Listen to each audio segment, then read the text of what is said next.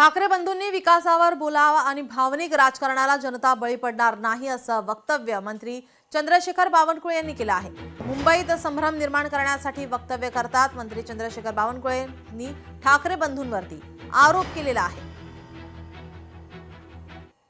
खुचपट वेगवेगळ्या पद्धतीचे विषय काढून भावनिक आवाहन करून जनतेला संभ्रमित करण्याचा प्रयत्न करताय।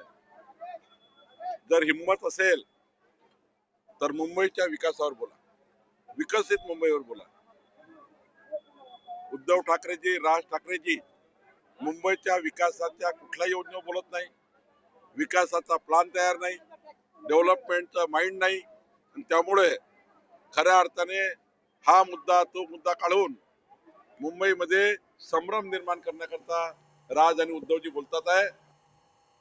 शिवाजी पार्क सभेआधी ठाकरेंना आता दुसरा मोठा धक्का बसतोय। गोरेगावचे माजी नगरसेवक दिलीप शिंदे यांनी आता ठाकरेंच्या शिवसेनेला सोडचिठ्ठी दिली आहे। माजी आमदार दगडू सकपाळ यांच्या पाठोपाठ आता दिलीप शिंदे यांनी ठाकरेंना रामराम ठोकला आहे। दिलीप शिंदे हे सलग 4 वेळा नगरसेवक होते। मनसेला जागा सोडल्यामुळे ते नाराज होते आणि त्यांनी आता अखेर या ठिकाणी हा पक्षाला रामराम ठोकलेला आहे। राजीनाम्यानंतर आता दिलीप शिंदे कोणत्या पक्षामध्ये प्रवेश करणार याकडे आता सर्वांचे लक्ष असेल।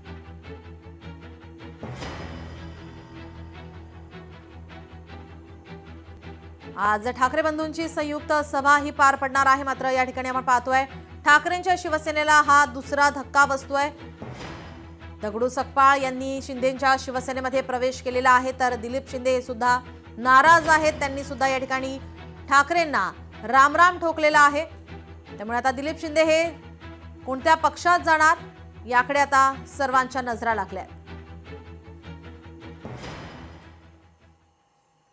संजय राऊत यांनी भाजपावर हल्लाबोल केलेला आहे। भाजपाला वाटतं जनता मूर्ख आहे, भाजपाला वाटतं हम करे सो कायदा, 3 वेळा माघार घेण्याची भाजपावर वेळ आल्याची ही टीका संजय राऊत यांनी केली आहे। भारतीय जनता पक्षाला असं वाटतं की जनता मूर्ख आहे।